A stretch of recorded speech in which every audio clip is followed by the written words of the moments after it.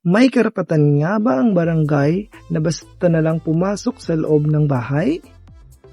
Maraming Pilipino ang nalilito tungkol dito, kaya pag-usapan natin ang tamang batas at proseso.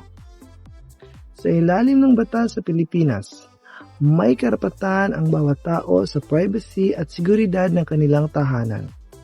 Ibig sabihin, hindi maaaring basta-basta pumasok ang kahit sino sa loob ng pribadong bahay nang walang pahintulot ng may-ari o nakatira rito. Kasama rito, kahit ang mga barangay officials. Pero may mga sitwasyon kung saan maaaring kumilos agad ang otoridad. Halimbawa, kapag may nagaganap na krimen, may taong nasa panganib, may sunog, o may agarang emergency na kailangang aksyonan upang makaligtas ng buhay. Sa ganitong pagkakataon, maaaring pumasok ang awtoridad dahil mas mahalaga ang kaligtasan ng tao. Ngunit kung simpleng reklamo lamang o ordinaryong pag-uusap, kailangang humingi ng pahintulot bago pumasok sa loob ng bahay. Mahalagang tandaan na ang barangay officials ay may tungkuling panatilihin ang kaayusan sa komunidad.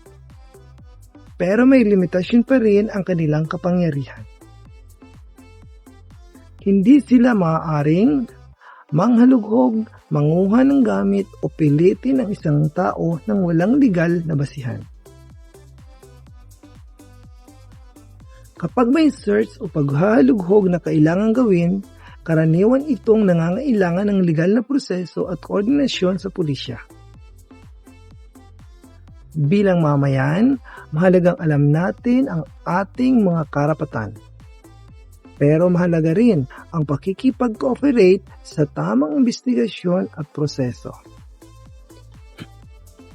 Dahil ang tunay na kaayusan sa komunidad ay nakabase hindi lang sa kapangyarihan, kundi sa respeto sa batas at karapatan ng bawat isa.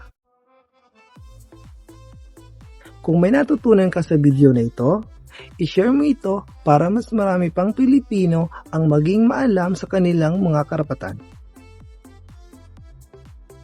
At huwag din kalimutang mag-follow para sa mas marami pang educational at makabuluhang video tungkol sa batas at komunidad. Maraming salamat!